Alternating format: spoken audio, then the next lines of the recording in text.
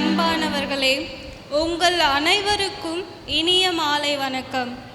இன்று நாம் இங்கு கூடியிருப்பது இயேசு கிறிஸ்துவின் பிறப்பை கொண்டாடவே. பிறந்த நாள் என்றால் அனைவருக்கும் இன்பமானதாகவும் ஒருவித எதிர்பார்ப்பும் இருக்கும். நம்முடைய பிறந்த நாள் அன்று இனிப்புகள் கொடுத்து பரிசுகள் கொடுத்து நம்மை மகிழ்விப்பார்கள். இத்தருணத்தில் நாம் இயேசுவின் பிறந்த நாளை கொண்டாட வந்திருக்கிறோம். உலகத்தின் மீட்பராம் இயேசுவுக்கு நாம் என்ன கொடுப்பது? அவர் நமக்காக என்னவெல்லாம் செய்தார் என்பதை அறிந்து கொள்ளவே இந்த திருவிழா. வாருங்கள், அனைவரும் கொண்டாடுவோம். நிகழ்ச்சியின் தொடக்கமாக இந்த திருவிழாவை ஜெபத்துடன் துவக்கி வைக்க சகோதரர் எம் கண்ணன் அவர்களை அழைக்கிறோம். எங்கள் அன்பின் பரலோக தகப்பனே, நன்றியோடு துதிக்கிறோம் ராஜா. இந்த அருமையான நல்ல நாளிலே நீர் எங்களை தேடி வந்து ரட்சிக்க வந்த இந்த அருமையான நல்ல நாளிலே ஆண்டவரே, ஒரே சபையாக ஒரே குடும்பமாக இந்த இடத்துல கூடியிருக்கிறோம் ராஜா. தேவ மகிமை இந்த இடத்தை ஆளுகை செய்யட்டும். பிதாவே, இயேசுவின் நாமத்திலே உம்முடைய தேவ சமூகத்தில் வந்து நிற்கிறோம். நீர் கொடுத்த எல்லா நன்மைகளுக்குமாய் நன்றி செலுத்துகிறோம். தம் சொந்த மகனையே எங்களுக்காக கொடுத்து எங்களை இவ்வளவாய் அன்பு செய்த தேவாதி தேவனே, உம்முடைய அன்பை நினைத்து துதிக்கிறோம் கர்த்தாவே. நீர் ஒருவரே எங்களை விசாரிக்கிறவர், நீர் ஒருவரே எங்களை வழி நடத்துகிறவர், நீர் ஒருவரே எங்களை ஆளுகை செய்கிறவர், நீர் ஒருவரே எங்களை முன்னேற்றமான பாதையில் வழி நடத்தி செல்கிறவர், நீர் ஒருவரே எங்களை ரட்சித்தவர், நீர் ஒருவரே எங்களுக்கு நல்ல தரமான வாழ்க்கையை கொடுத்தவர். அதற்காக நன்றியோடு துதிக்கிறோம் ராஜா. தம் ஒரே பேரான மகனை இந்த உலகத்திற்கு அனுப்பி அந்த குமாரனை விசுவாசிக்கிறவன் எவனோ அவன் அழிந்து போகாமல் கெட்டு போகாமல் நித்திய ஜீவனை அடையும்படியாய் அந்த ஒரே குமாரனை விசுவாசிக்கிற எங்களுக்கு நீர் கொடுத்த நித்திய ஜீவனுக்காய் ஸ்தோத்திரம் ராஜா. நீர் கொடுத்த அந்த நித்திய ஜீவனோடு கூட நாங்கள் உம்மை துதிக்கிறோம், ஸ்தோத்தரிக்கிறோம், உம்மை ஆராதிக்கிறோம். இந்த அருமையான சபையை வழி நடத்துகிற சபை போதகர், சபை விசுவாசிகள், சபை மக்கள் ஒவ்வொருவருமாய் நீர் ஆசீர்வதித்து வழி நடத்தி வருகிறீரே, அதற்காக நன்றியோடு துதிக்கிறோம். நீர் கொடுத்த அந்த நித்திய ஜீவனோடு கூட நீர் கொடுத்த அந்த சரீரத்தோடு கூட நாங்கள் உம்மை துதிக்க ஆராதிக்க வந்திருக்கிறோம். உம்முடைய நாம மகிமைக்கென்று நாங்கள் வந்திருக்கிறோம். இந்த இடத்தை முழுவதுமாய் நீர் ஆளுகை செய்யும்படியாக ஜெபிக்கிறோம். அன்பின் பரிசுத்த ஆவியானவரே, சிறுவர் முதல் பெரியவர் வரை ஒவ்வொருவரையும் நிறைவாய் ஆசீர்வதித்து வழி நடத்தும்படியாக ஜெபிக்கிறோம். உம்முடைய மகிமை இந்த இடத்தை சுற்றிலும் ஆளுகை செய்யும்படியாக ஜெபிக்கிறோம். அப்படியாய் செய்கிறீரே, உமக்கு நன்றி. துதி கன மகிமை எல்லாவற்றையும் உமக்கு தருகிறோம். மீட்பர் இயேசு கிறிஸ்துவின் விலையேற பெற்ற நாமத்தில் கேட்டு பெற்றுக்கொள்கிற எங்கள் ஜீவனுள்ள நல்ல பிதாவே, ஆமென். இயேசு கிறிஸ்து 2000 வருடங்களுக்கு முன்பு இவ்வுலகத்திற்கு வந்தார். வந்த நமக்காக என்ன செய்தார்? உலகில் பிறந்த குழந்தைகளிலேயே வாழ்ந்து முடிந்து பல நூற்றாண்டுகளுக்கு ஆன பின்பும் ஒரே ஒருவரின் பிறந்த நாளில் மட்டும்தான் அவரை குழந்தையாக நினைத்து பார்க்கிறோம். காரணம், அவர் பிறப்பு நம் அனைவரின் சுக வாழ்விற்கான துவக்கம். அவர் பிறப்பு அவர் வாழ்க்கையின் ஆரம்பம் அல்ல, அவர் ஏற்கனவே இருந்தவர். ஆதியிலே வார்த்தை இருந்தது, அந்த வார்த்தை கிறிஸ்துவே. இப்பொழுது நம் அனைவரையும் தன் இனிய வார்த்தைகளால் வரவேற்க வருகிறார் எம் சபை சகோதரி ஆர் நான்சி அவர்களை அன்போடு வரவேற்கிறோம். வந்திருக்கிறவங்க அனைவரையும் ஆண்டவராகிய இயேசு கிறிஸ்துவின் நாமத்தினால நாங்கள் வாழ்த்தி வரவேற்கிறோம். மன்னிப்பை மக்களுக்கு அருளிய மகா கடவுள் பிறந்த தினம், மக்களின் துன்பம் மறைந்த தினம், மகிழ்ச்சி நிறைந்த தினம். உலகின் மிகப்பெரிய விழாவாக கிறிஸ்துமஸ் தினம் கொண்டாடப்படுகிறது. சுமார் 160 நாடுகளுக்கு மேலாக கொண்டாடப்படும் ஒரே விழா கிறிஸ்துமஸ் தின விழா. கிறிஸ்துமஸ் தினத்தில் நாங்கள் சிறப்பிப்பது அந்த தினத்தை அல்ல, அன்பு, மன்னிப்பு, இரக்கம், பகிர்ந்து அளிப்பது போன்ற நற்குணங்களை வெளிப்படுத்த கிறிஸ்துமஸ் எங்களுக்கு ஒரு வாய்ப்பாக அமைகிறது. கர்த்தர் செய்த நன்மைகளுக்கு நன்றி செலுத்த இது எங்களுக்கு கிடைத்த ஒரு தருணம். கிறிஸ்துமஸ் தினத்தில் அவரது பண்புகளை வெளிப்படுத்தி எங்களுக்கு நன்மை செய்த தேவன் உங்களுக்கும் நன்மை செய்ய ஆவலாய் இருக்கிறார் என்ற நல்ல செய்தியை பகிர்ந்து கொள்ள நாங்கள் இங்கு ஒன்று கூடியிருக்கிறோம். மிக்க நன்றி. யூத சமுதாயத்தில் கடைநிலையில் இருந்தவர்கள் மேய்ப்பர்கள். யூத முறைப்படி ஒருவனது பாவம் மன்னிக்கப்பட பலியிடுவது அவசியம். அது சமாதான பலி, குற்ற நிவாரண பலி, போஜன பலி என்று பலவிதமான பலிகள் மூலம் மனிதர்கள் தூய்மைப்படுத்தப்பட்டான்.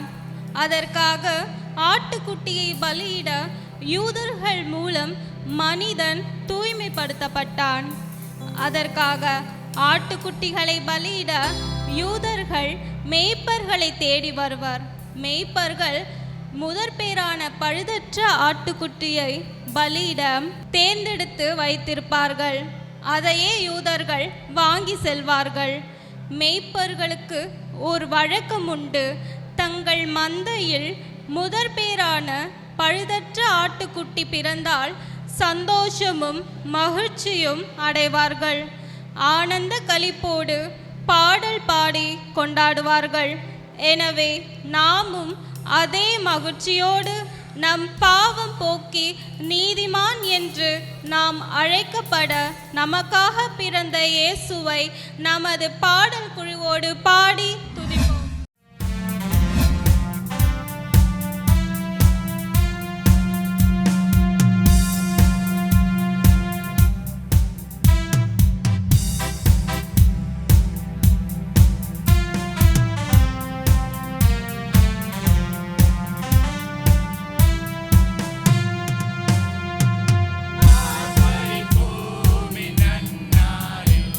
Cristo, Cristo,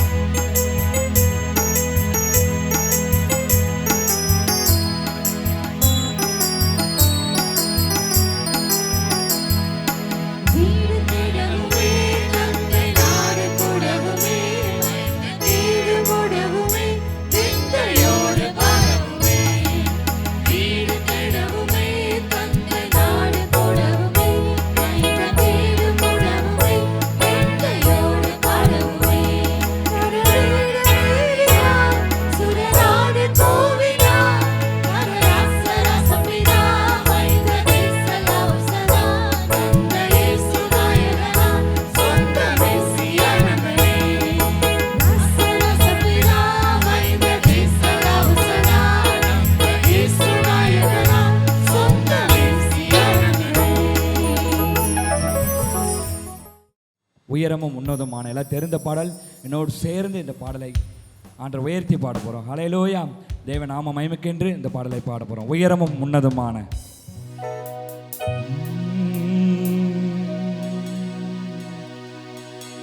உயரமும் உன்னதமான சிங்காசனத்தில் வீற்றிருக்கும் உயரமும் உன்னதமான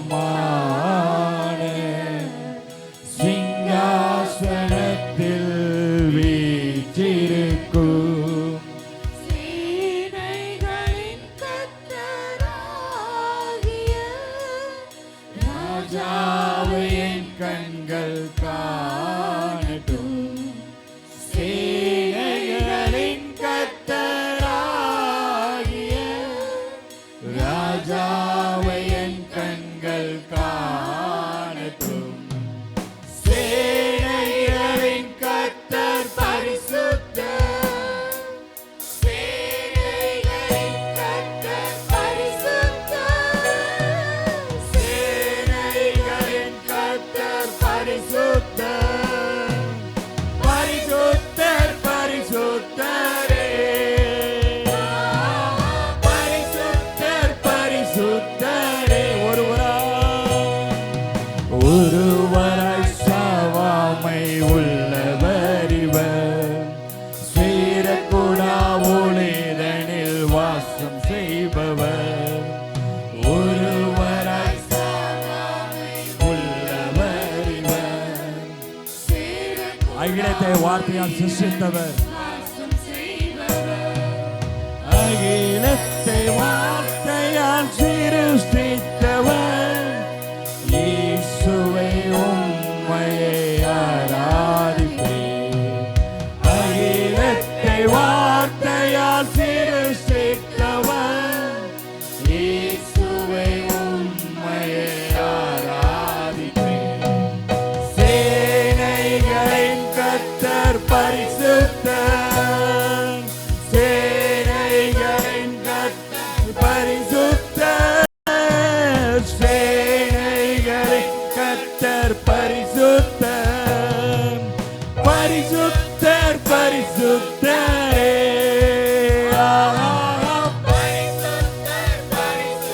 ஆதியும் அந்தமானவர். ஆதியும் அந்தமும் மாணவர் இவர். அல்பாவும் ஓமைகாவும் மாணவர் இவர். ஆதியும் அந்தமும் மாணவர் இவர்.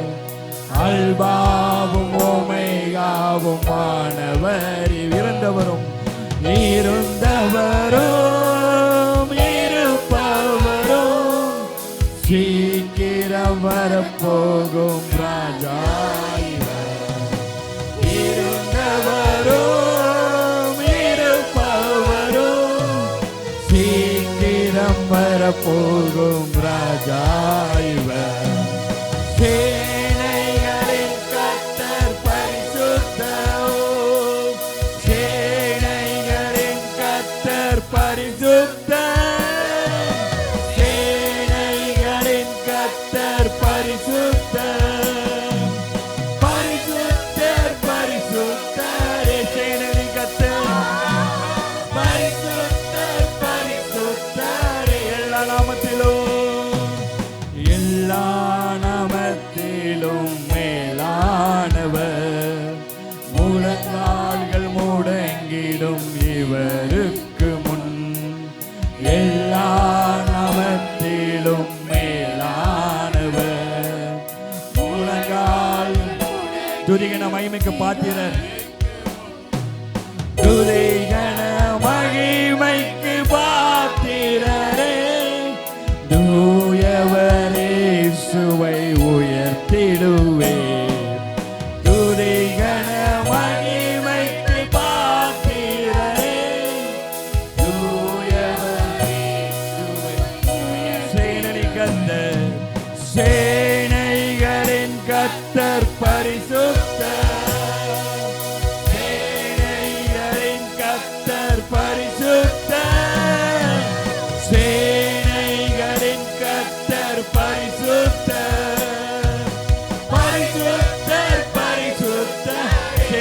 கர்த்தர், பரிசுத்த சேனைகளின் கர்த்தர், சேனைகளின் கர்த்தர் பரிசுத்தர், சேனைகளின் கர்த்தர் பரிசுத்தர், சேனைகளின் கர்த்தர் பரிசுத்தர், பரிசுத்தர் பரிசுத்தரே, பரிசுத்தர் பரிசுத்தரே,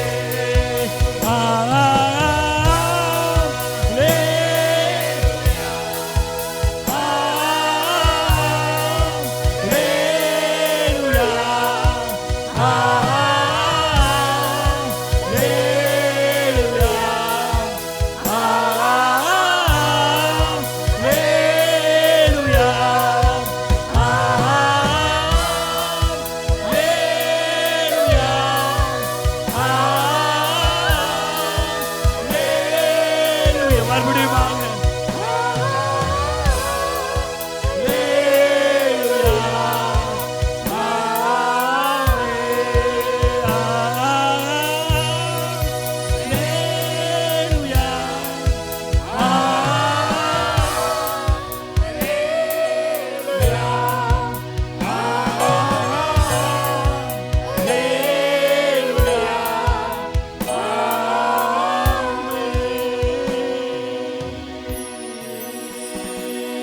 நல்ல கையெழுத்தி ஆண்டு மகிமைப்படுத்துவோம். எல்லா மகிழ்ச்சிக்கும் எல்லா கணத்துக்கும் நீர் ஒருவரே பார்த்திர ஆண்டவரே. எல்லா துதி கனமயம் உமக்கு ஒருவருக்கே ஏறெடுக்கிறோம் ஆண்டவரே. நீர் மாத்திரம் மகிமைப்படுங்க ஆண்டவரே. நீர் மாத்திரம் மகிமைப்படுங்க அப்பா. நீர் மாத்திரம் மகிமைப்படுங்க ஆண்டவரே. நீர் ஒருவரே பரிசுத்தர் அப்பா. உண்மையை மாத்திரம் ஆராதிக்கிறோம் ஆண்டவரே. எல்லா துதி கனம் உமக்கே ஏறெடுக்கிறோம் ஆண்டவரே. மீட்பர் ரட்சகருமாய் இயேசு கிறிஸ்துவின் நல்ல பிதாவே. ஆமென், ஆமென், ஆமென். அந்த பரலோகமே அன்று மேய்ப்பர்களோடு உன்னதங்களிலே அன்று பாடின அதே அனுபவத்தை எங்களுக்கு தந்த குழுவிற்கு பாராட்டுக்கள். சோர்ந்து போன மனிதனுக்கு இளைப்பாறுதலை தந்திட, வாழ்வை தேடும் மனிதனுக்கு வளமான வாழ்வை வழங்கிட, மக்களோடு மக்களாய் மனிதருள் மாணிக்கமாய் எக்காலமும் பேர் போற்ற இயேசுவாய் பிறந்த வார்த்தையானவரை எடுத்துரைக்க அவரது வார்த்தைகளை சுமந்து வரும் எம் சபை போதகர் பாஸ்டர் பி. ராஜ்குமார் அவர்களை கரகோஷத்தோடு வரவேற்போம். உங்கள் எல்லாருக்கும் ஆண்டவராகிய இயேசுவின் நாமத்தினாலே என்னுடைய அன்பின் கிறிஸ்துமஸ் தின நல்வாழ்த்துக்களை தெரிவித்துக் கொள்கிறேன். ஆண்டுடைய வார்த்தை சொல்கிறது, தேவன் சர்வ வல்லமை படைத்த தேவனாய் இருக்கிறார். அந்த வல்லமை ஆதியாகமத்தில் ஏதேனை உண்டாக்குவதற்கு முன்பாக எப்படிப்பட்ட வல்லமை இருந்ததோ அதே வல்லமையோடு கூட தான் தேவன் இப்பொழுது நம்மோடு கூட இருக்கிறார். யோவான் சுவிசேஷம் 3ஆம் அதிகாரம் 16ஆம் வசனம், தேவன் தம்முடைய ஒரே பேரான குமாரனை விசுவாசிக்கிறவன் எவனோ அவன் கெட்டு போகாமல் நித்திய ஜீவனை அடையும்படிக்கு அவரை தந்திருளி இவ்வளவாய் தேவன் உலகத்தில் அன்பு கூர்ந்தார். வேதம் சொல்லுகிறது, இயேசுவையை கொடுத்து தேவன் உலகத்தை அன்பு கூர்ந்தார். இன்னைக்கு அன்பு இல்லாமல் அநேக காரியங்களை நம்ம பெற்றுக்கொள்ள முடியும். இந்த உலகத்தில் எப்படிப்பட்ட காரியமாக இருக்கலாம். இந்த உலகத்தில் நம்மளை நேசிக்காமல் நமக்கு செய்யக்கூடிய அநேக காரியங்கள் இருக்கலாம். நான் அன்பு செலுத்தணும் அப்படின்னா எதையும் கொடுக்காமல் என்னால் அன்பு கூற முடியாது. ஆகையினால தான் உலகத்தை நேசித்த தேவன் இன்றும் தன்னுடைய அன்பில் மாறாமே இருக்கிறார். இயேசுவை தேவன் இந்த பூமியிலே கொடுத்தார் அப்படின்னா தேவன் இந்த உலகத்திலே அவ்வளவாய் அன்பு கூர்ந்திருக்கிறார். அன்பு கூர்ந்து ஒன்றையுமே நான் தரமாட்டேன் அப்படின்னு சொல்கிறதுக்கு பேர் அன்பு இல்லை. ஆனால் எல்லாத்தையும் நான் கொடுக்கறதுனால நான் உன் மேலே அன்பாக இருக்கிறேங்கிறதுக்கு பேரும் அன்பு இல்லை. அன்பு நிச்சயமாக ஏதோ ஒன்றை நமக்கு கொடுக்கும். கட்டாயம் அன்பு அப்படின்னா அது கொடுக்கக்கூடியதாக இருக்கும். ஆனால் கொடுக்கறது எல்லாமே அன்பாக இருக்க முடியாது. இன்றைக்கி உலகத்தில் அநேக காரியங்களில் நம்ம இன்றைக்கி அப்படி வாங்கிக்கிட்டு இருக்கிறோம். இன்றைக்கி நம்ம வாங்கப்படுற சில உதவிகளாக இருக்கலாம், மனிதர்களுடைய அந்த உதவி, சில அரசாங்க சலுகைகளாக கூட இருக்கலாம். ஐயோ கொடுத்துடணுமே அப்படின்னு சொல்லி கூட அன்பு கூர்ந்து யாரும் நமக்கு செய்கிறதில்லை. ஆனால் தேவன் இந்த உலகத்தை அன்பு கூர்ந்தார் அப்படின்னா எதையும் கொடுக்காமல் அன்பு செலுத்த முடியாது. அப்போ ஆண்டவர் என்ன கொடுத்தார் இந்த உலகத்திற்கு? இயேசுவானவர் இந்த பூமியில 2000 ஆண்டுகளுக்கு முன்பாக அவர் வந்தார் அப்படின்னா தேவனுடைய அன்பை சுமந்தவராக, தேவனுடைய அன்பினுடைய உச்சமாகத்தான் இயேசுவை பரலோகம் இன்றைக்கு பூமியில நமக்கு அனுப்பி தந்தது. அப்ப இயேசுக்கு எனக்கு என்ன உறவு? இந்த ஃபங்க்ஷன் ஆரம்பிக்கிறதுக்கு முன்னால ஒரு ஸ்கிட் ஒன்று போடலாம் அப்படின்னு சொல்லி ஒரு ஐடியாவில் இருந்தது. என்ன அப்படின்னா, ஆதாம் பாவம் செய்யாமல் இருந்திருந்தா இயேசு வந்திருப்பாரா? சிலுவையில் அந்த சம்பவம் ஒன்று நடந்திருக்குமா அப்படின்னு சொல்லி யோசிச்சு பார்த்ததப்பவே அந்த ஸ்கிட்டை ஸ்கிப் பண்ணுற மாதிரி ஆயிடுச்சு. ஏன் அப்படின்னா அது யோசிக்கவே முடியல. ஆனால் நிஜம் என்ன தெரியுமா? மனிதன் பாவம் செய்யும்படி ஆண்டவர் எதிர்பார்த்து உண்டாக்கலை. மனிதன் பாவமே செய்யாமல் இருந்திருந்தாலும் இயேசு இந்த பூமிக்கு வந்து இருப்பார். எதனால அப்படின்னா, உங்களில் ஒருத்தராக உங்களுக்குள்ளாக இருக்கும்படி, அன்றாட நம்மளுடைய வாழ்க்கையினுடைய எல்லா சூழ்நிலைகளும் நம்மோடு கூட இருக்கும்படி விரும்புகிற ஒரு தேவன் தான் நம்முடைய தேவனாக இருக்கிறார். ஆகையினால தான் உலகம் தோன்றுவதற்கு முன்பாகவே தேவன் அன்பாகவே இருக்கிறார். அந்த அன்பு இந்த உலகத்தில் அதை வெளிப்படுத்துவதற்காக தன்னுடைய சாயின்படி, தன்னுடைய ரூபத்தின்படி அன்பினுடைய உச்சம் பிதா, குமாரன், பரிசுத்த ஆவியானவர் 3 பேரும் பார்த்தீங்கன்னா இந்த திருத்துவத்தில் இருக்கிறாங்க. தேவன் அன்பாக இருக்கிறார், ஒருவருக்கு ஒருவர் அவ்வளவு அன்பாக இருக்கிறாங்க.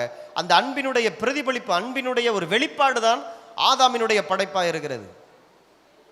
அப்போ ஆதாம் இந்த பூமியில் அவன் வாழும் பொழுதே தேவனோடு கூட தான் இருக்கிறான். ஏதேன் தோட்டத்தில் அந்த 1ஆம் அதிகாரம் 2ஆம் அதிகாரத்தில் எப்படி இருக்கணும்னு சொல்லி ஆண்டவர் உண்டாக்குனாரோ அப்படி இருக்கும்படி தான் இந்த உலகம் உண்டாக்கப்பட்டது. தேவனுடைய அன்பை நான் புரிந்து கொள்ளணும்னா நான் பாவம் செய்கிற கட்டாயம் இல்லை. இன்னைக்கு ஒரு தெய்வம் ஒருத்தர் இருக்கிறார், என் வாழ்க்கையை அவர் நடத்துகிறார், அவர் தான் என்னை பெற்றெடுத்திருக்கிறார், அவர் தான் என்னைய இந்த பூமியில பாதுகாக்கிறார், உயர்த்துகிறார். அப்படின்னா நான் பாவியா இருந்து தான் நான் ரட்சிக்கப்படன்றது இல்லை. ஆனால் இன்னைக்கு மனுக்குலம் ஆதாமின் மூலமாக எல்லாருமே இன்னைக்கு பாவத்துக்குள்ளாக கடந்து வந்துட்டோம். ஆனால் தேவனுடைய அன்பை இன்னைக்கு வெளிப்படுத்துவதற்கு இன்னைக்கு கிறிஸ்துவை இந்த பூமியில் அனுப்பி இருக்கிறார். அப்படின்னா நான் பாவியா இருந்ததுக்காக அல்ல, தேவன் என்மேல் அன்பா இருந்ததுக்காக தான் இந்த பூமிக்கு அவர் வந்தார். அப்ப அந்த உலகத்தை நேசிக்கிற ஒரு தேவன் இருக்கிறார், அவர் இயேசுவாகவே இருக்கிறார். அப்ப அந்த இயேசு உங்க மேல இருக்கக்கூடிய அந்த பிரியம் உங்களுக்கு ஏதோ ஒன்றை கொடுக்கும்படியாகவே அவர் விரும்புகிறார். ஆகையினாலதான் அன்பை பற்றி தேவன் பரலோகத்தில் இருந்துட்டு பிரசங்கம் பண்ணிட்டு இருக்கல, இறங்கி வந்து ஏதோ ஒன்றை உங்களுக்கு கொடுக்கும்படியாக, உங்களுக்காக தன்னையே அர்ப்பணிக்கப்படும்படியாகவே இயேசு இந்த பூமிக்கு வந்தார். ஆகையினாலதான் மனிதனுடைய அன்பு இந்த பூமியில தெய்வத்தினுடைய அன்புக்கு ஈக்குவலாக ஏற முடியாது. ஏன்னா மனிதனுடைய அன்பு குறைவுள்ளதா இருக்கிறது. இவனுக்கு ஏதோ ஒரு லாபம் இருந்தா அன்பு செலுத்த முடியும். ஆனா தேவன் நான் பாவியாய் இருக்கும்போது, மனதிலே சத்துருக்களாய் இருக்கும்போது, தேவனுக்கு விரோதிகளாய், இன்னும் சொல்ல போனா அந்த இயேசுவை எத்தனையோ நாட்கள் நம்ம பகைத்து பேசிக்கொண்டிருந்தோம். அப்பவும் தேவனுடைய அன்பு நம்ம மேல இருந்த ஏற்ற காலத்துல தேவன் தன்னை நமக்காக வெளிப்படுத்தி இருக்கிறார். அப்ப எதையும் கொடுக்கக்கூடிய ஒரு வாய்ப்பு. ஆனால் தேவன் எதையும் அன்பில்லாமல் நமக்கு தரமாட்டார். அப்படின்னா அவர் தரக்கூடிய எல்லா நன்மைகளும் ஆசீர்வாதங்களுக்கு பின்பாக தேவனுடைய அன்புன்னு ஒன்று இருக்கிறது. ஆகையினால தான் ஆவியில் ஒரு முதிர்ச்சி அடைந்தவர்களாக இருக்கிறது அவசியம். ஆண்டவர்கிட்ட ஏதோ ஒரு நல்லதை வாங்குறதுக்காக நான் வந்திருக்கிறேன், ஆசீர்வாதத்தை வாங்குறதுக்காக நான் வந்திருக்கிறேன்னு சொல்லி அனுதினம் ஜெபத்துக்குள்ளே வரக்கூடாது. நான் பெற்றுக்கொள்ளக்கூடிய எல்லா நன்மைக்கு பின்பாக, ஆசீர்வாதங்களுக்கு பின்பாக, என் வாழ்க்கையினுடைய வெற்றி உயர்வுகளுக்கு பின்பாக தேவனுடைய அன்பு இருக்கிறது. அந்த அன்பு தான் அதை எனக்கு கொடுத்திருக்கிறது. ஆகையினால தான் இந்த அன்பை குறித்து அறிகிற அறிவு நமக்கு அவசியம். அந்த அன்பு உள்ள வரும் பொழுது எவ்வளவு பெரிய ஒரு மிருகத்தனமான மனிதனாக இருந்தாலும் இவனும் அன்பு கூறுகிறவனாக மாற ஆரம்பிக்கிறான். தேவ ஆவியினால், பரிசுத்த ஆவியானவரால் நம்முடைய இருதயங்களிலே தேவனுடைய அன்பு ஊற்றப்பட்டிருக்கிறது. அந்த அன்பு நம்மை வெட்கப்படுத்தாது. ஏன் வெட்கப்படுத்தாதுன்னா, இப்போ நானும் அன்பு கூறுகிறவனாய் மாற ஆரம்பிக்கிறேன். எனக்குள்ளாக அந்த தேவ அன்பு வந்ததுனால என்னுடைய ஆழ்த்தத்துவமே இப்பொழுது மாறிப்போய் இப்போ நானும் தேவனிடத்திலிருந்து அவரை போலவே இந்த உலகத்தை நேசிக்க எப்படிப்பட்ட பாவியும் மாற ஆரம்பிக்கிறான். ஆகையினால தான் வெறும் நன்மைக்காக வருகிறவர்கள் அன்பை நினைக்காம அடுத்த என்ன நல்லது இவர்கிட்ட வாங்கலான்னு சொல்லியே வந்துட்டு இருப்பாங்க. சாவிக்குரிய தேவனுடைய பிள்ளைங்க ஒரு நாளும் அப்படி இருக்கக்கூடாது. அன்பு பெருக பெருக எப்போ நான் தேவனோடு கூட பேசலாம், எப்போ இந்த ஆண்டவரோடு கூட நான் ஜெபிக்கலாம், எப்படி நான் அவரோடு கூட உறவு கொள்ளலாம், எப்படி என் வாழ்க்கையினுடைய எல்லா தேவைகள், சோதனைகள், என் வாழ்க்கையில் இருக்கிற பிரச்சனைகளை பற்றி அவரிடத்துல பேசி நான் தீர்வை பெற்றுக்கொள்ளலாம்னு சொல்லி மனுக்குலம் பார்த்தீங்கன்னா கடவுளோடு கூட அந்த அன்பு நீங்கள் உணர்ந்தீங்க அப்படின்னா, இயேசுனுடைய வருகை அப்படிங்கிறது, கிறிஸ்மஸ் அப்படிங்கிறது ஏதோ ஒன்று வருஷத்தில் ஒரு நாள் கொண்டாடக்கூடிய ஒரு பண்டிகை இல்லை. கிறிஸ்து எனக்குள்ளாக முழுமையாக எனக்குள்ளாக வரும் பொழுது அவர் என்ன சித்தத்திற்காக, என்ன நோக்கத்துக்காக அந்த பூமிக்கு வந்தாரோ அந்த தேவ நோக்கம் என் வாழ்க்கையிலே நிறைவேறுகிறதாய் மாறுகிறது. 1 யோவான் 4ஆம் அதிகாரம் 8ஆம் வசனம்.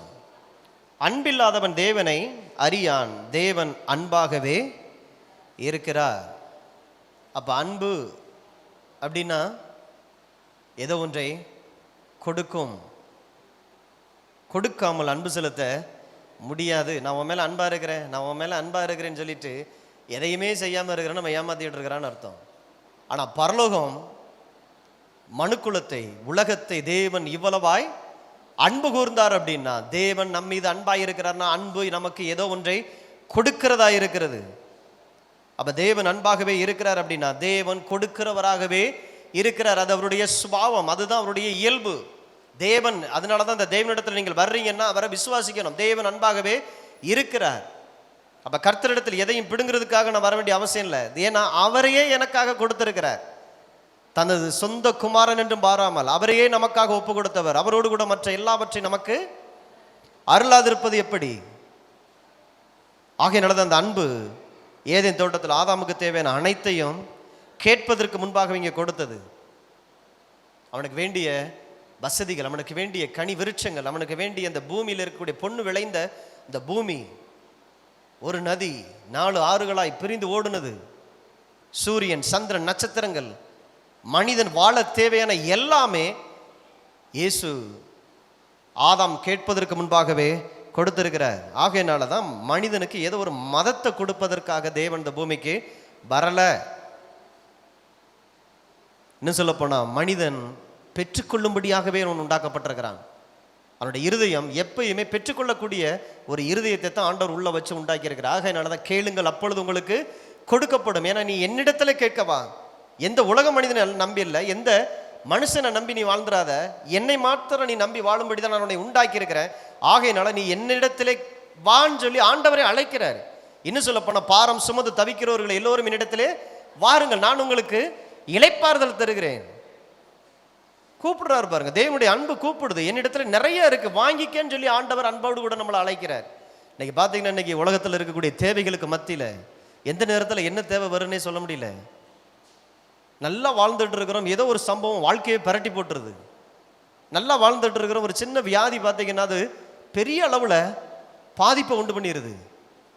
சேர்த்து கொஞ்சம் கொஞ்சமாக சேர்த்து வச்ச எல்லாத்தையுமே தடவி எடுத்துகிட்டு போகிறது மாதிரியான ஒரு வாழ்க்கை. எந்த நேரத்தில் என்ன நடக்குன்னே தெரியாது.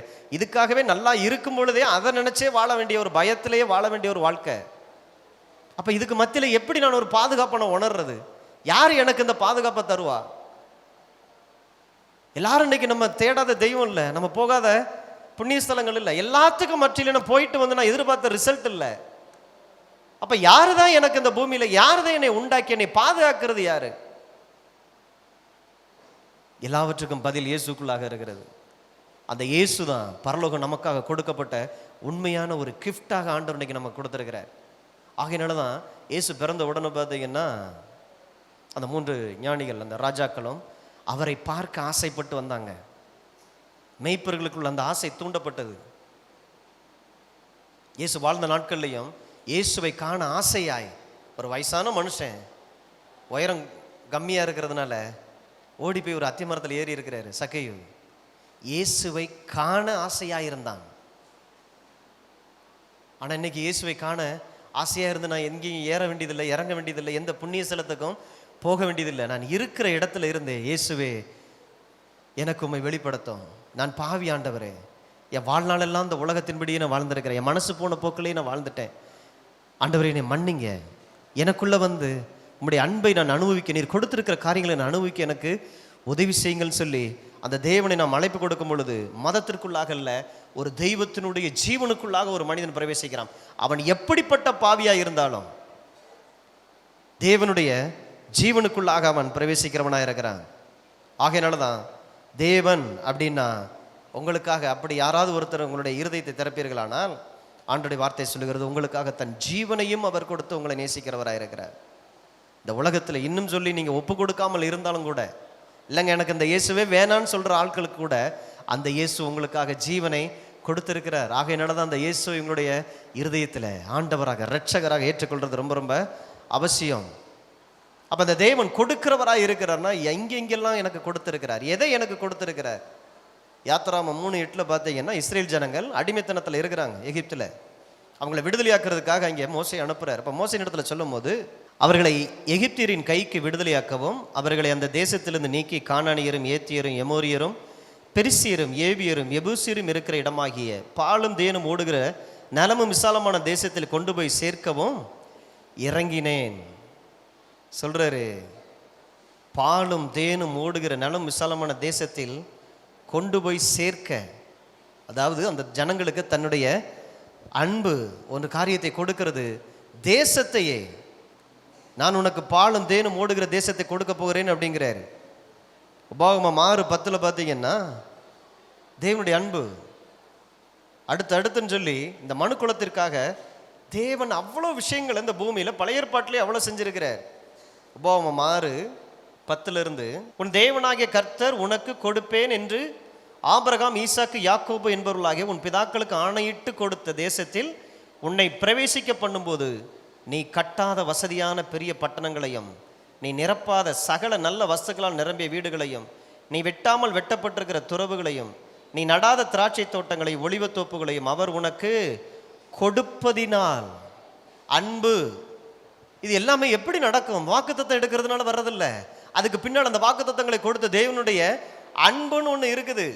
அதை அறிந்து கொள்ளும் பொழுது அவர் எனக்கு தருகிறது இல்லை, அவரையே எனக்கு பிடிக்க ஆரம்பிக்குது. அந்த நிலைக்கு என்னை கொண்டு வருவதற்கு தான் இயேசு இந்த பூமிக்கு வந்தார். தெய்வத்தை காணும்படி என்னை கண்டவன் பிதாவை கண்டான். அப்ப பிதா என்ன பண்ணிட்டு இருக்கிறார்? எனக்காக எதையாவது ஒன்று கொடுக்கலாமா, என்னத்தை கொடுக்கலான்னு சொல்லி தேடிட்டு இருக்கிறார். ஆனால் இன்னைக்கு நமக்கு மதங்கள் என்ன சொல்லி கொடுக்குதுன்னா, நீ கடவுளுக்கு என்னத்தை கொடுத்த, நீ நல்லா வாழணும்னா அப்போ நல்ல காரியங்களை நீ கடவுளுக்கு கொடுக்கணும், இன்னும் உன்னைய கொடு, இன்னும் நீ நல்லா வாழ, இன்னும் நீ பரிசுத்தமாக இருக்கணும், இன்னும் நீ புனிதம் அடையணும். என்னைய பாரப்படுத்திக்கிட்டே இருக்குது உலகத்தில் இருக்கிற மதங்கள். கிறிஸ்துவ மதமும் கூட அது மதமாக இருக்குமானால் என்னைய பாரப்படுத்துகிற எதுவுமே மதம் தான். ஆனால் என் பாரத்தை புரிந்தவராக என்னால் எதையுமே கொடுக்க முடியாது. இன்னும் சொல்ல போனால் என் பாரத்தை வாங்கும்படியாக அந்த பூமிக்கு இறங்கி வந்த தெய்வம் தான் இயேசுவாக இருக்கிறார். ஆகையினால தான் அந்த இயேசுவின் இடத்துல என்னுடைய வாழ்க்கையினுடைய எல்லாவற்றை குறித்து என்னால் அவரிடத்துல பேச முடியும்.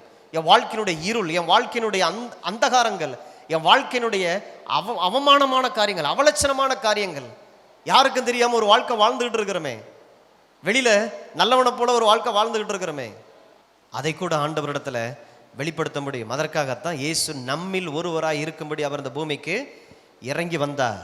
உபாகமம் 7:13 உன்மேல் அன்பு வைத்து உன்னை ஆசீர்வதித்து உனக்கு கொடுப்பேன் என்று உன் பிதாக்களுக்கு ஆணையிட்ட கொடுத்த தேசத்தில் உன்னை பெருக பண்ணி வந்துருச்சு பாருங்க. கொடுத்தல் அப்படின்னாலே அன்பு அப்படின்றது வந்துடும். அன்பு நிச்சயமாக ஏதோ ஒன்றை உங்களுக்கு கொடுத்து கொண்டே இருக்கும். ஆகையினால தான் இயேசுனுடைய வருகை அப்படிங்கிறது ஏதோ ஒரு எல்லார் மதத்துக்கும் ஒரு தலைவர் இருக்கிறார், எங்கள் மதத்துக்கும் ஒரு தலைவர், அவர் பிறந்த நாளை நாங்கள் கொண்டாடிக்கிட்டு இருக்கிறன்ற மாதிரி போயிடக்கூடாது.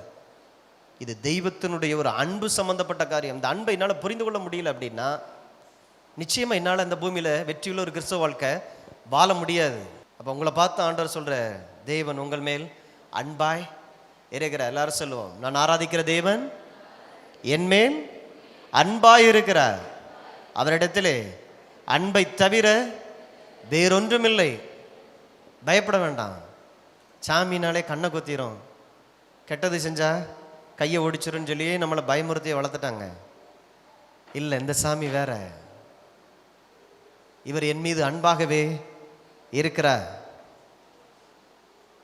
சப்ப அவரோடு கூட நெருக்கமாக இருக்கும் பொழுது தான் தேவனுடைய அந்த அன்பை என்னால் புரிந்து கொள்ள முடியும். தேவனிடத்தில் ஏதோ ஒன்று வாங்கிட்டு ஓடுற ஒரு குழந்தைய போல இருக்கக்கூடாது. குழந்தைங்களுக்கு பாருங்கள், அதுங்களுக்கு ஏதாவது ஒன்று பிடிச்சிருக்கு அப்படின்னா வாங்கிட்டு உடனே ஓடிடும். ஆனால் நாம் அதை புரிந்து கொள்ள முடியும். எப்படி? அதுக்கு பின்பாக இருக்கக்கூடிய அன்பு. எனக்கு இதுதான் தேவைன்னு சொல்லி இவர் அறிஞ்சு இவர் கடைக்கு போய் செலவு பண்ணி ஒரு கிஃப்ட்டை எனக்கு வாங்கி கொண்டு வந்திருக்கிறாரே, என்ன ஒரு அன்புன்னு சொல்லி என்னால் புரிந்து கொள்ள முடியும். அப்போ ஒவ்வொரு நாளுமே ஆண்டவருடைய அன்பை நான் அறியும்படி ஆண்டவர் எதிர்பார்க்கிறார். இந்த அன்பை புரிந்து கொள்ளும் பொழுது எனக்குள்ளாக விசுவாசம் பெருக ஆரம்பிக்கிறது. 1 தீமோத்தேயு 1:5 கற்பனையின் பொருள் என்னவெனில் சுத்தமான இருதயத்திலும் நல் மனசாட்சியிலும் மாயமற்ற விசுவாசத்திலும் பிறக்கும் அன்பே. அன்பு பிறக்கக்கூடிய இடம் என்னன்னா மாயமற்ற விசுவாசத்தில். அப்போ விசுவாசம் அப்படின்னா எபிரேயர் 11:6 விசுவாசத்தை குறித்து போயிட்டுருக்கு. நல் மனசாட்சியில் பிறக்கக்கூடிய மாயமற்ற அந்த அன்பு. 11:6 விசுவாசம் இல்லாமல் தேவனுக்கு பிரியமாயிருப்பது கூடாத காரியம். ஏனென்றால் தேவனிடத்தில் சேருகிறவன் அவர் உண்டென்றும் அவர் தம்மை தேடுகிறவர்களுக்கு பலன் அளிக்கிறவர் என்றும் விசுவாசிக்க வேண்டும். விசுவாசத்தினுடைய ஆரம்பமே என்னன்னா கர்த்தர் உங்க மேல அன்பா இருக்கிறார். அந்த அன்பு ஏதோ ஒன்று உங்களுக்கு கொடுக்கும். பரலோகம் இவ்வளவு கொடுத்ததுக்கு அப்புறம் தன்னுடைய ஜீவனையே கொடுத்திருக்கிறார். தன்னிடத்திலிருந்து சிறந்ததையே கொடுத்திருக்கிறார். இன்னும் சொல்ல போனா எல்லாரும் மோட்சம், பரலோகம், விமோச்சனம் அப்படின்னு சொல்லி அதுக்கு என்ன வார்த்தை சொல்லலாம்? ஏதோ ஒரு நல்ல இடம் சொல்லி தெரியுது. செத்தா நம்ம அந்த இடத்துக்கு எப்படியாவது போயிடும் சொல்லி தான் புண்ணிய ஸ்தலங்களை தேடுறோம். அந்த பூமியில நல்ல காரியங்களை பண்ண ஆரம்பிக்கிறோம். அப்படி நான் போய் அந்த இடத்துல ஒரு பெஸ்ட்டான ஒன்று இருக்கும் இல்லையா, அதை நான் அனுபவிக்கணும் இல்லையா? அதுக்கு தான் இங்கே இருந்து பார்த்தீங்கன்னா எல்லா மனிதர்களும் பார்த்தீங்கன்னா புண்ணியங்களை தேடிக்கிட்டு இருக்கிறோம். ஆனால் உண்மை என்னன்னா கிறிஸ்துவம் சொல்லுது, தேவனுடைய வார்த்தை சொல்லுகிறது, நீ செத்து நீ பரலோகத்தில் வந்து அந்த நன்மை நீ அனுபவிப்பதை இல்லை, அதை பார்க்கலாம் அந்த நன்மை இந்த பூமியில பரலோகத்தை திறந்த பூமியில இறங்கி வந்துருச்சு. இதைத்தான் நான் இன்னைக்கு விசுவாசிக்கணும். தேவன் ஒருவர் உண்டென்றும் விசுவாசிக்கணும். அடுத்து தம்மை தேடுகிறவர்களுக்கு அவர் பலன் கொடுக்கிறார், நன்மைகளை கொடுக்கிற தேவனாய் இருக்கிறார். பார்த்தீங்கன்னா ஏதேன் தோட்டத்தில் மனுக்குளம் நல்லா இருந்தது, கடவுளோடு கூட நல்ல ஒரு உறவுல இருந்தது. ஆனால் அந்த பிசாசினுடைய பொய் என்ன பொய் சொன்னா தெரியுமா? நன்மை தீமை அறியத்தக்க அந்த விருட்சத்தின் கனியை புசிக்காத, ஏன்னா அதை புசிச்சின்னா அவரை போல ஆயிருவேன்னு அவருக்கு தெரியும். அதனால அவர் உனக்கு தரல, ஏதோ ஒன்றை தரல, மறைச்சு வச்சுட்டார், உனக்கு கொடுக்க மாட்டார்னு சொல்லி ஒரு பொய்ய பிசாசு பார்த்தீங்கன்னா ஏதேன் தோட்டத்துக்குள்ளாக விதைத்தான். அப்போ ஆண்டவர் பிசாசின் இடத்துல சொல்றாரு 3:15 உன் வித்துக்கும் அவள் வித்துக்கும் பகை உண்டாக்குவேன், அவர் உன் தலையை நசுக்குவார், நீ அவர் குதிங்காலை நசுக்குவான்னு சொல்லும் பொழுது இங்கே நடந்தது.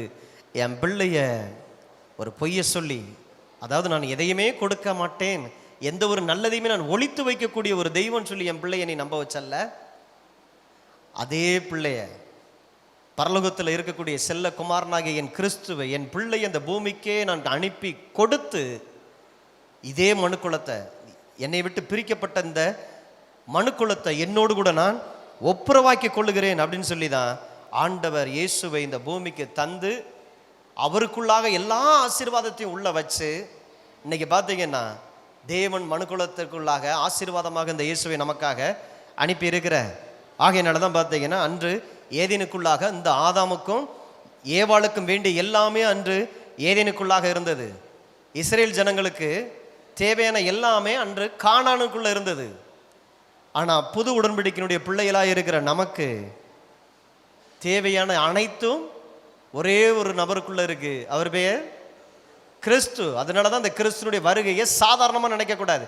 இயேசு இந்த பூமிக்கு வந்திருக்கிறார், இயேசு இந்த பூமியில பிறந்தார் அப்படின்னா யாருக்காகன்றது முதல்ல எனக்கு புரியணும் பாருங்க. அது புரியல அப்படின்னா என் வாழ்க்கையில எல்லாவற்றையுமே நான் விரயமாக்கிக்கிட்டு இருக்கிறேன். என் தகப்பன் எனக்காக பிறந்திருக்கிறார், எனக்கு நன்மையை சுமந்து வந்த தேவனுடைய ஆசீர்வாதமாக மனுக்குலம் சகல ஆசீர்வாதத்தை இன்னைக்கு தேவன் கிறிஸ்துவுக்குள்ள வச்சு அந்த கிறிஸ்துவை உங்களுக்குள்ள இன்னைக்கு ஆண்டவர் வச்சிருக்கிறார். ஆகையினால தான் வேதம் சொல்லுகிறது உலகத்தில் இருப்பதில் உங்களுக்குள்ள இருக்கிறவ பெரியவ. அப்ப இன்னைக்கு பிசாசு பேசுவானா? இன்றும் ஏதேன் தோட்டத்தில் பேசுனது போல பிசாசு இன்னைக்கு உங்கள்கிட்ட பேசுறதுக்கு வாய்ப்பு இருக்குதா? இருக்குது, பேசிக்கிட்டே தான் இருக்கிறான். எப்படி? ஏசு ஏசு நம்பி போனியே, சபைக்கு போனியே, இந்த கருத்திடத்தில் போனியே, உனக்கு ஏதாவது கிடைச்சிச்சா? போய் என்னத்தை கண்ட? இந்த சத்தம் உள்ள வரும் பொழுதே அலர்ட் ஆகணும். ஏதேன் தோட்டத்தில் ஏவாள் இடத்துல பேசினது போலவே அந்த சத்தம் இன்னைக்கு வந்துக்கிட்டே இருக்குது. இன்னைக்கு நான் திரும்பி பார்த்து சொல்ல வேண்டிய ஒரே ஒரு காரியம், என்ன சொல்லணும், அந்த நேரத்தில் நான் எப்படி நடந்து கொள்ளணும்? வியாதிக்கு மத்தியில் தேவன் தன்னுடைய சொந்த குமாரன் என்று பாராமல் அவரையே எனக்காக கொடுத்தவர். இந்த வியாதியிலிருந்து எனக்கு விடுதலை தராமல் இருப்பது எப்படி? தரித்திரத்தில், கடனில், போராட்டத்தில் நான் நிற்கும் பொழுது தேவன் தன்னுடைய சொந்த குமாரன் என்று பாராமல் எனக்காக கிறிஸ்துவையை கொடுத்தவர். தம்முடைய மகிமையின் ஐஸ்வரியத்தின்படி என் தேவைகள் எல்லாவற்றையும் சந்திக்கிறவராக இருக்கிறார். என் வாழ்க்கையினுடைய வெற்றி, உயர்வு, இது எல்லாமே என் தகப்பனுடைய அன்பின் வெளிப்பாடாக இது மாறா போகுது அப்படிங்கிற ஒரு அறிவு, ஒரு உணர்வு உள்ள வரும் பாருங்க. ஆகையினால தான் நீங்கள் தேடக்கூடிய எல்லா நன்மைகளையும் கிறிஸ்து இயேசுவுக்குள்ளாக வைத்துவிட்டு அந்த இயேசுவை உங்களுக்குள்ளாக வைத்து தேவன் இந்த பூமியில் அனுப்பியிருக்கிறார். ஆகையினால தான் கிறிஸ்து இயேசுவுக்குள் நாம் முற்றும் ஜெயங்கொள்ளுகிறவர்களாக இருக்கிறோம்.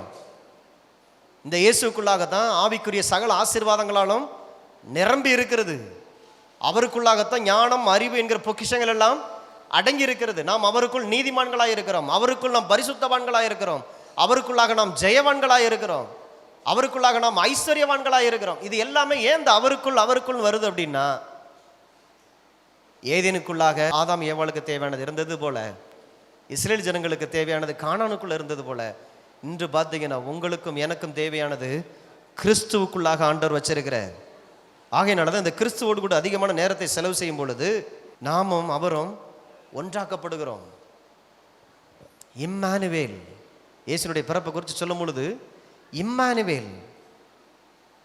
நீ பார்த்தீங்கன்னா மனிதன் தனித்து வாழும்படி உண்டாக்கப்படலை, அவன் அனாதையாக இருக்கும்படி உண்டாக்கப்படலை. சிலர் பார்த்தீங்கன்னா பெரிய குடும்பத்தில் இருப்பாங்க, ஆனால் தனிமையை அனாதையாகவே வாழ்ந்துட்டு இருப்பாங்க. ஆண்டவர் சொல்றார், இம்மானுவேல், உனக்குள்ளாக உன்னோடு கூட இருக்கும்படிக்காகவே நான் வந்திருக்கிறேன். ஆமே. இன்னைக்கு அந்த இயேசுவை தான் நீங்கள் கேள்விப்பட்டு கொண்டிருக்கிறீங்க.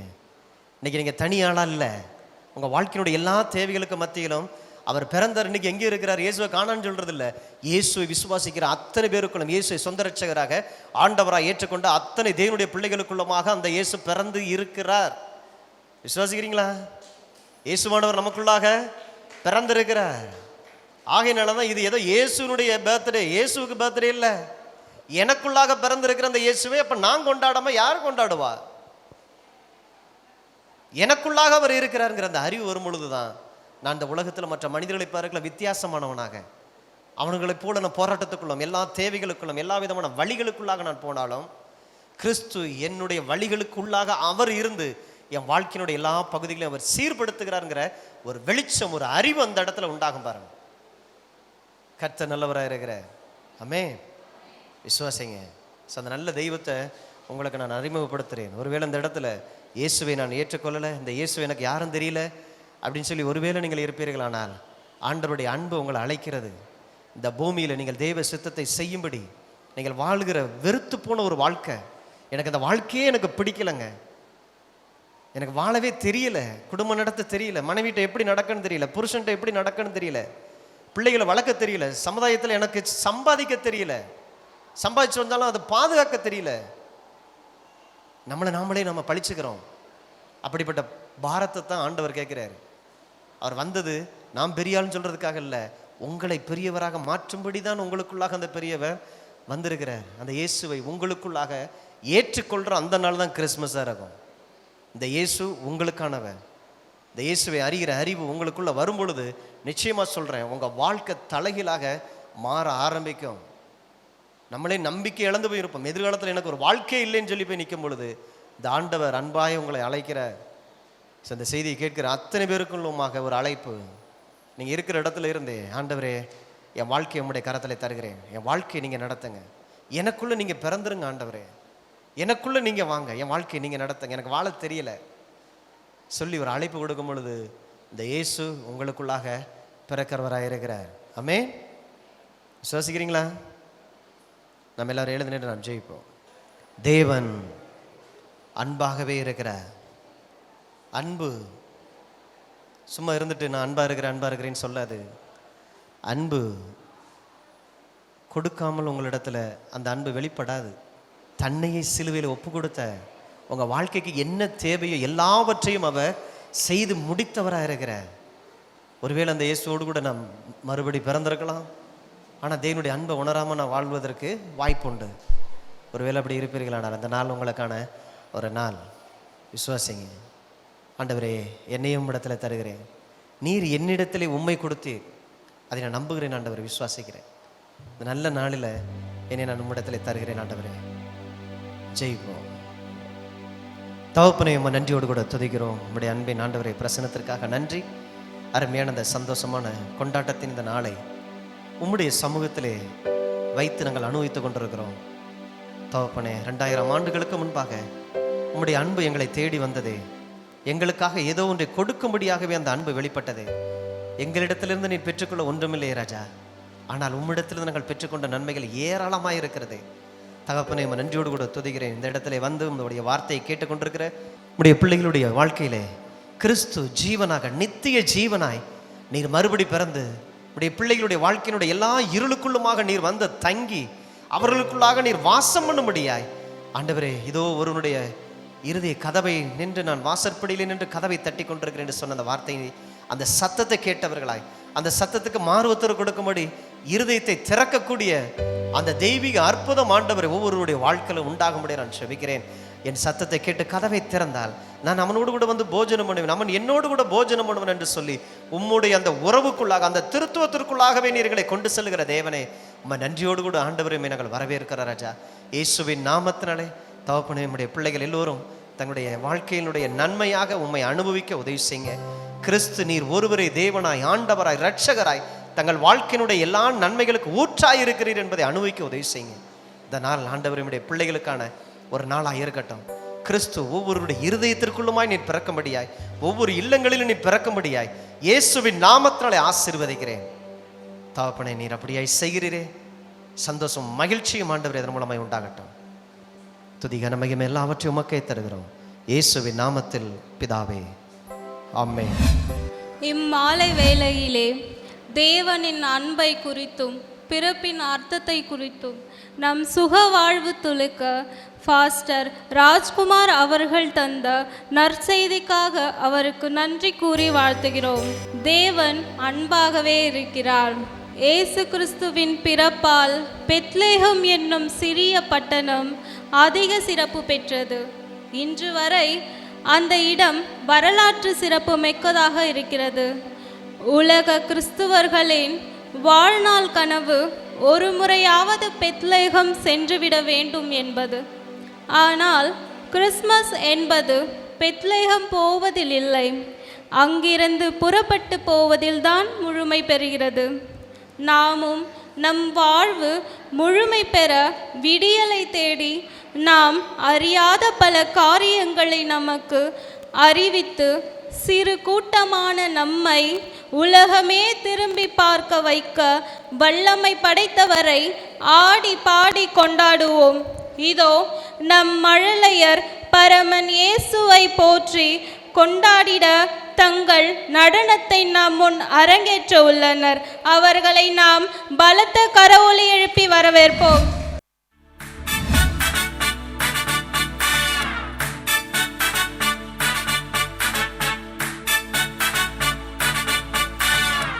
மகிமையின் ராஜனே,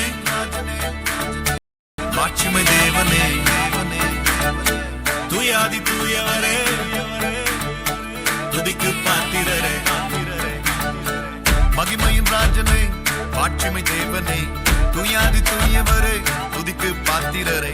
மகிமையின் ராஜனே, மாட்சிமை தேவனே, தூயாதி தூயவரே, துதிக்கு பாத்திரரே. துதிப்போம் அல்லேலூயா பாடி, மகிழ்வோம் மகிழ்வனை போற்றி. துதிப்போம் அல்லேலூயா பாடி, மகிழ்வோம் மகிழ்வனை போற்றி.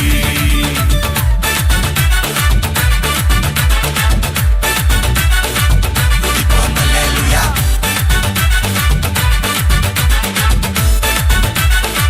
துதிப்போம் அல்லேலூயா. தண்ணீரில் மூழ்கின போதும் நீங்க என்ன தூக்கி விட்டீங்க, நெருப்பன கடந்த போதும் கருகாமல் காத்து கொண்டீங்க. தண்ணீரில் மூழ்கின போதும் நீங்க என்ன தூக்கி விட்டீங்க. நெருப்பன கடந்த போதும் கருகாம காத்து கொண்டீங்க. மனுஷங்க தலை மேல ஏறி போனாலும் நீங்க என்ன உயர்த்தி வச்சீங்க.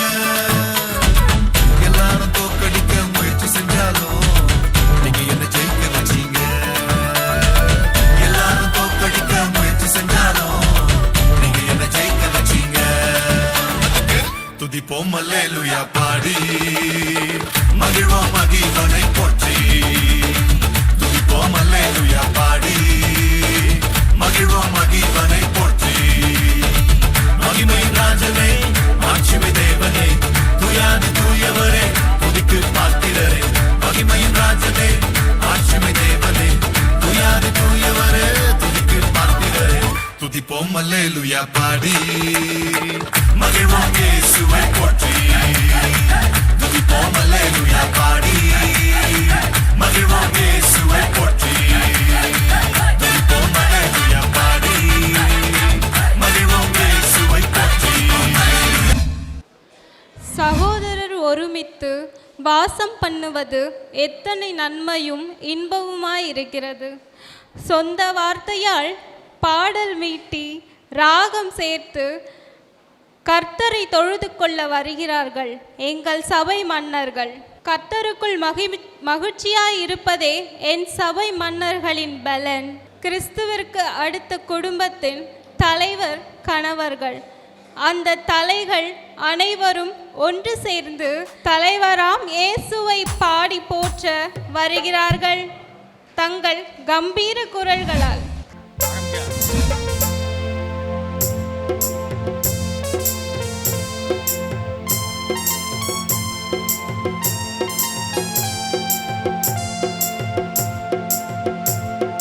விண்ணிலிருந்து மண்ணில் உதித்த இயேசு ராஜனே எங்கள் இதயரே சரி.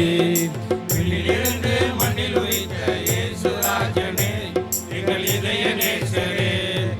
வணங்கி உயர்த்தி உம்மை நாங்கள் துதிக்கிறோம். கனவும் மகிமையும் உமக்கே செலுத்துகிறோம். வணங்கி உயர்த்தி உம்மை நாங்கள் துதிக்கிறோம். கனவும் மகிமையும் உமக்கே செலுத்துகிறோம்.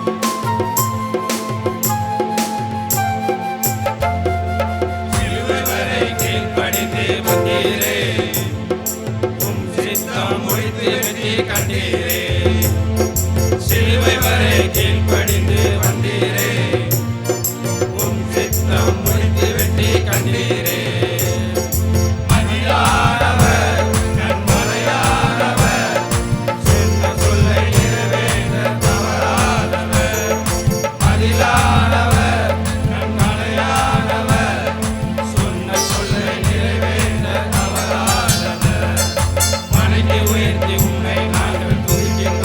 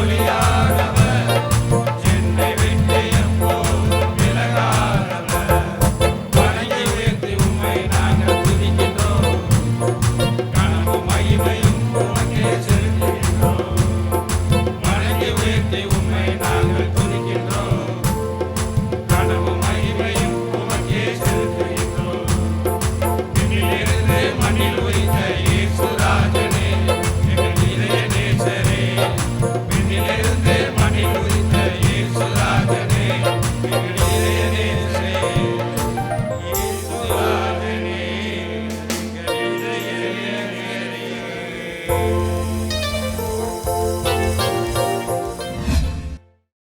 தங்கள் கம்பீர குரலால் பரலோகத்தை அசைய செய்த எங்கள் சபை மன்னர்களுக்கு நன்றி. நம் மீட்பராகிய இயேசு கிறிஸ்துவின் காலத்தில் அவரது நற்செய்தி பணிக்கு சில பெண்கள் உதவி செய்து வந்தனர். மகதல மரியாள், மார்த்தாள் என பலர் அவருக்கு உறுதுணையாய் நின்றதை பார்க்கின்றோம். இயேசுவோடு கூட இன்றைக்கும் அவரது பணிகளும் பேசப்படுகின்றது. இதோ எங்கள் சபையின் பெண்களும் இயேசுவின் பிறப்பை பறைசாற்ற கொண்டாட தங்கள் பங்களிப்பை கொடுத்திருக்கின்றனர். மிகுந்த ஆர்வத்தோடு வந்திருக்கிறவர்களை நாம் அனைவரும் உற்சாகப்படுத்துவோம். The next performance goes to Gummi Dance.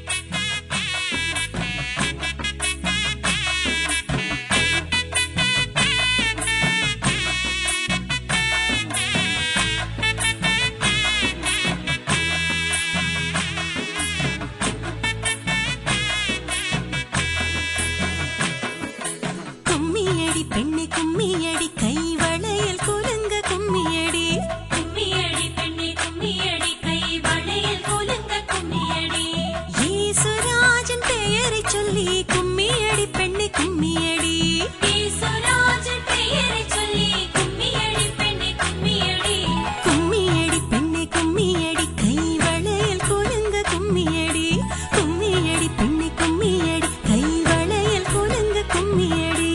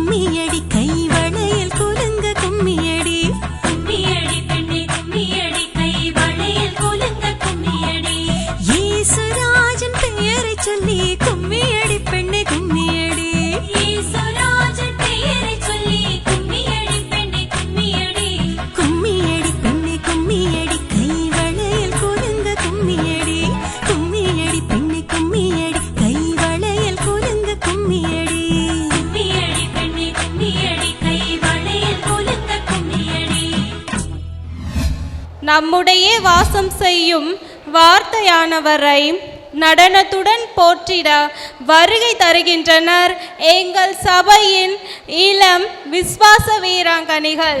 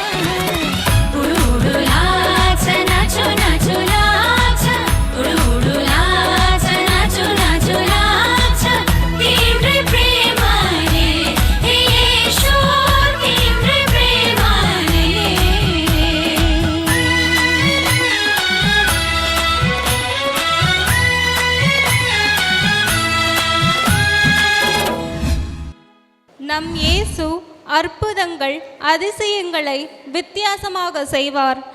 அவை ஒரே மாதிரியாக இருக்காது. அதுபோல நாங்களும் வித்தியாசமானவர்கள் என்பதை நிரூபித்து விட்டார்கள் எங்கள் சபை இளைஞர்கள். பாராட்டுக்களும் வாழ்த்துக்களும். தாவீதை போல நடனமாடி கர்த்தரை துதிப்போம். ஆம், அன்று தாவீது உடன்படிக்கை பெட்டி முன் நடனமாடினார். ஆவியானவரின் நிரப்புதலால் துதித்து பாடி ஆடினான். இன்று அதே உடன்படிக்கை பெட்டியான கிறிஸ்து நமக்குள் வாசம் பண்ணுகிறார் என்று உங்கள் எல்லோருக்கும் அறிவிக்கும் விதமாக நடனமாடிட வருகிறார்கள் எங்கள் இளைஞர்கள்.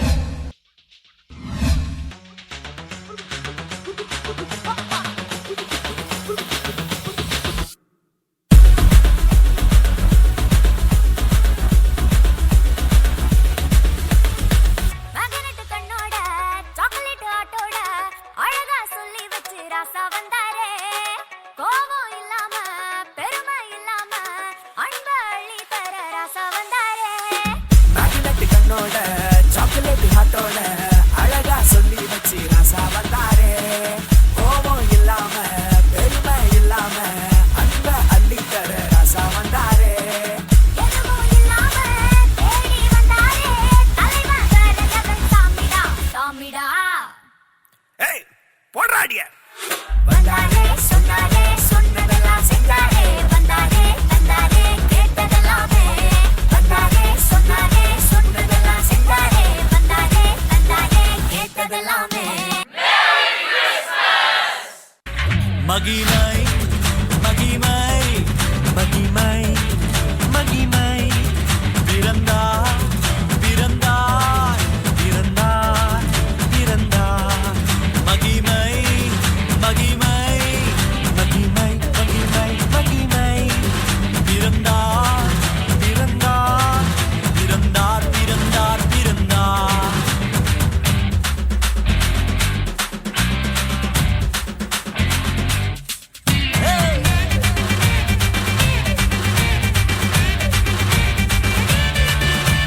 ப்ரோ, கிறிஸ்மஸ்க்கு ஆடியாச்சு, நியூ இயர்க்கு ஒரு ஆட்டத்தை போடுவோம். புதிய துவக்கம் எனக்கு தந்து என்ன மேன்மைப்படுத்துனீங்க ஐயா. புதிய துவக்கம் எனக்கு தந்து என்ன மேன்மைப்படுத்துனீங்க. கழிப்பின் சத்தமும் மகிழ்ச்சியின் சத்தமும் திரும்ப கேட்க பண்ணீங்க. துதியும் பாடலும் நாவல வச்சு என்ன மகிழ செஞ்சீங்க. உயரத்தில் ஏற்றி வச்சீங்க என்ன ஓஹோடு வாழ வச்சீங்க. உயரத்தில் ஏற்றி வச்சீங்க என்ன ஓஹோடு வாழ வச்சீங்க.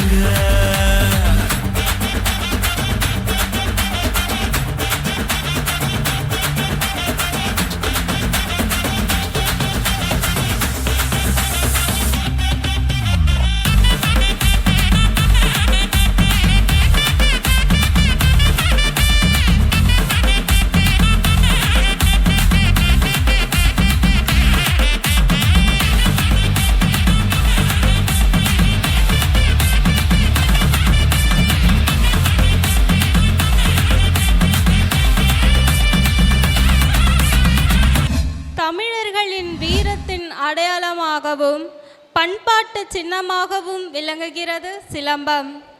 சிலம்பம் என்றால் ஒலித்தல் என்பது பொருள். சிலம்பம் 5000 ஆண்டுகள் பழமையானது. கர்த்தரின் வீரர்கள் சிலம்பத்திலும் வல்லவர்களே என்று காண்பிக்க வருகின்றனர் நம் சபை வீர மைந்தர்கள். Aaron and team.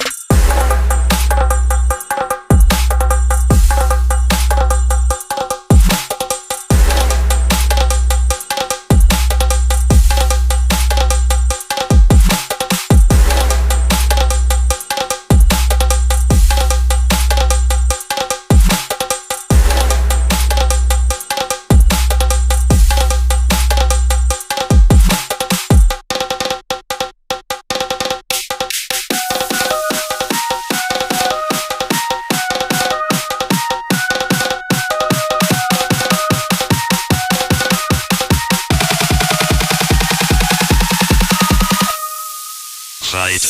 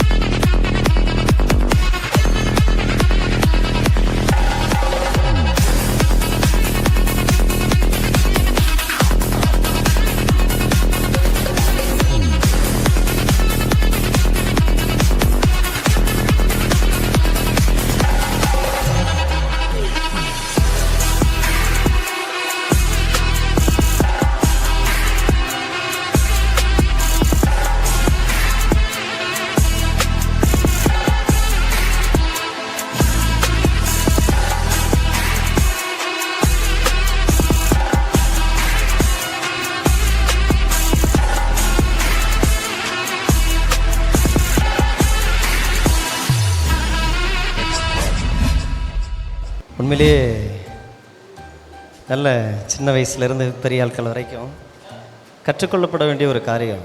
நம்முடைய சபை இது எல்லாவற்றையும் அங்கீகரிக்குது, வரவேற்கக்கூடியதாக இருக்கிறது. தேவனுடைய ராஜ்யம் இவை எல்லாவற்றுக்குள்ளுமாக கடந்து போகிற ஒன்றாக இருக்கிறது. ஆமென். எல்லாவற்றுக்குள்ளுமாக நம்முடைய பிள்ளைங்க இருக்கிறது ரொம்ப ரொம்ப சந்தோஷம். கௌரவிக்க விரும்புகிறேன். ஸோ இதனுடைய மாஸ்டர்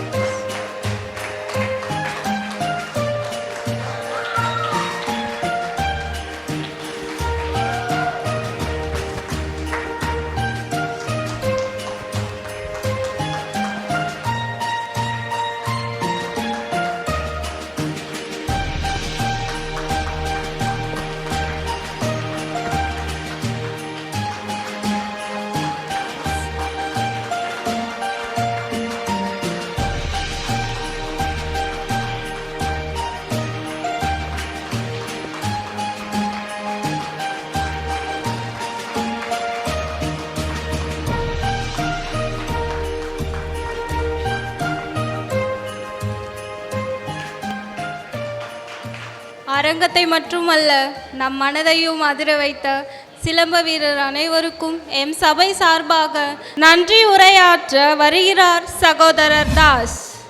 எல்லா புகழும் இயேசுவுக்கே.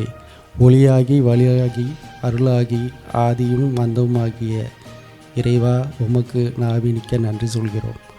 நன்றி என்பது ஒரு நல்ல வார்த்தை. அது கேட்பவருக்கும் இனிமை தரும், பெறுபவருக்கும் இனிமை தரும். நன்றி என்பது அற்புதமான வார்த்தை. நானிலம் போற்றும் நல்லவர்க்கே நன்றி சொல்வது நம் கடமையாகும். அந்த வகையிலே நமது வாழ்க்கைக்கு ஏற்ற நல்ல பல கருத்துக்களை நமக்கு தந்து வாழ்க்கையின் இலக்குகளை நமக்கு காட்டி தந்த திரு ராஜ்குமார் அவர்களுக்கு நன்றி. இவ்விழாவினை ஒருங்கிணைத்து அனைத்து தரப்பினரையும் வழிநடத்திய திருமதி நான்சி ராஜ்குமார் அவர்களுக்கும் நன்றி. விழாவை தொடக்க ஜெபத்தை நடத்தி தந்த திரு கண்ணன் சகோதரர் அவர்களுக்கும் நன்றி. விழாவினை தொகுத்து வழங்கிய திருமதி அஞ்சலி பரத் அவர்களுக்கும் நன்றி. இவ்விழாவை ஆர்வமாக கலந்து கொண்ட சிறியவர் முதல் பெரியவர்கள் அனைவருக்கும் நன்றி நன்றி நன்றி. மீண்டுமாக சபையின் மத்தியிலே கூடி வந்த அனைவருக்கும் என் இதயம் கலந்த நன்றி நன்றி நன்றி. தன் இனிமையான சொற்களால் அனைவருக்கும் நன்றி கூறிய தாஸ் அவர்களுக்கு நன்றி. நாம் கிறிஸ்மஸ் விழாவில் முடிவில் இருக்கிறோம். இப்பொழுது விழா நிறைவுற்றாலும் நம் வாழ்வின் நன்மைகள் அவர் மூலம் தொடர்ந்து கொண்டே இருக்கும். அவர் நல்லவராகவே இருக்கிறார். நன்மை செய்வராகவே சுற்றி திரிந்தவர் இன்னும் நம்மிலேயே நன்மையை மட்டுமே செய்வராக உலாவுகிறார். நம்மிலே வாசம் செய்கிறார். விழா முடிவாக ஜெபத்திற்காக திரு பாஸ்டர் ராஜ்குமார் அவர்களை அழைக்கின்றோம். நல்ல தகப்பனே, நன்றியோடு கூட துதிக்கிறோம். ஆண்டவரே, எங்களுடைய இந்த சந்தோஷத்திற்கு நீரே காரணராக இருக்கிறீர் ராஜா. ஒவ்வொரு காரியத்திலும் உடைய கரம் எங்களோடு கூட இருந்ததை நாங்கள் உணர்கிறோம். எப்பொழுதும் ஆண்டவரே, நம்முடைய பிள்ளைகள் ஆண்டவரே தங்களுடைய ஆவியினாலும் சரீரத்தினாலும் உம்மை மாத்திரம் அவர்கள் மகிமைப்படுத்தியிருக்கிறார்கள் என்பதை நாங்கள் விசுவாசிக்கிற இந்த இடத்துல நடந்த தொடக்கம் முதல் முடிவு வரை நடந்த எல்லா நிகழ்வுகளிலும் உம்முடைய நாமம் ஒன்றே மகிமைப்படட்டும் ராஜா. உம்முடைய கரத்திலே தருகிறோம் ஆண்டவரே. இதற்காக பிரயாசப்பட்ட அத்தனை சரீரங்களும் ஆசீர்வதிக்கப்படட்டும்.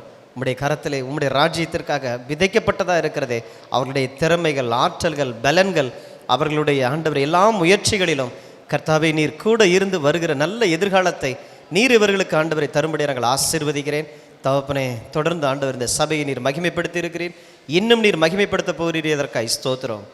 இயேசுவின் நாமத்தினாலே ஆண்டவரே, சபையாய் உமக்கு நாங்கள் நன்றி செலுத்துகிறோம். தொடர்ந்து பரிசுத்த ஆவியானவர்களை நடத்தும்படி நம்முடைய வல்லமையுள்ள கரத்திற்குள்ளாய் தருகிறோம். கிறிஸ்துவனுடைய இந்த பிறப்பு ஆண்டவரே இதை பார்க்கிற அத்தனை ஜனங்களுக்குள்ளுமாய் உண்டாகட்டும். ஆண்டவரே, இந்த குடும்பத்திற்குள்ளுடைய சந்தோஷத்தை அவர்களும் அனுபவிக்கும்படியாய் ஆவியான தேவனை நீ நடத்துகிறீர். இதற்காக ஸ்தோத்திரம். ஆசீர்வதிக்கிறேன். துதிக நன்மை எல்லாவற்றையும் உமக்கே தருகிறோம்.